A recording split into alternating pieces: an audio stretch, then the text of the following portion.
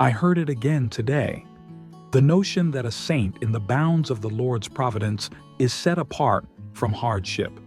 To this I ask, was that notion derived from the desperation of the psalmist whose bed nightly swam with tears, or the patriarch rended by the saw blade, or the prophet that pled for the dissolution of his very life, or the righteous one that sat impoverished and bereaved in the rubble of his former estate and esteem?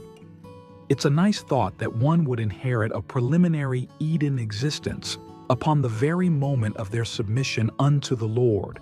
And while we indeed do receive an unparalleled and priceless inheritance, its ultimate eternal effect is not yet granted in its entirety, while our feet still trod the face of this weary sphere. I want to be careful of semantics here. The inheritance is sure, yet we still clearly face challenges here that will no longer persist in the hereafter for those in Christ. And this is by no means antithetical to the Scriptures.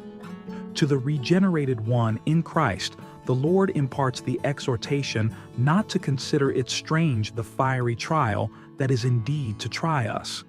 He likewise assures us of persecution and tempestuous seasons. Time upon time, the child of the Most High is instructed in the handling of hardship. What would be the need for such exhortation were hardship excluded at once for the submitted servant? Indeed, we have an eternal inheritance of unparalleled and flawless glory, awaiting in which will no longer be subject to the angst and mourning of this temporal trek. But we must be clear on the topic of trial and tribulation, so as not to stumble or fall away at the first salvo of contrary circumstances. While such seasons will temporarily persist, we are not left to fend for ourselves against the flesh and a calculating adversary. Those three faithful Israelites will attest that they were not solitary in the furnace flames, but were rather accompanied by one that Nebuchadnezzar testified to as appearing as the Son of God. We are empowered and granted all necessary provision of heaven's economy to meet both valleys and summit seasons with unwavering trust and irrevocable consolation that abounds above all.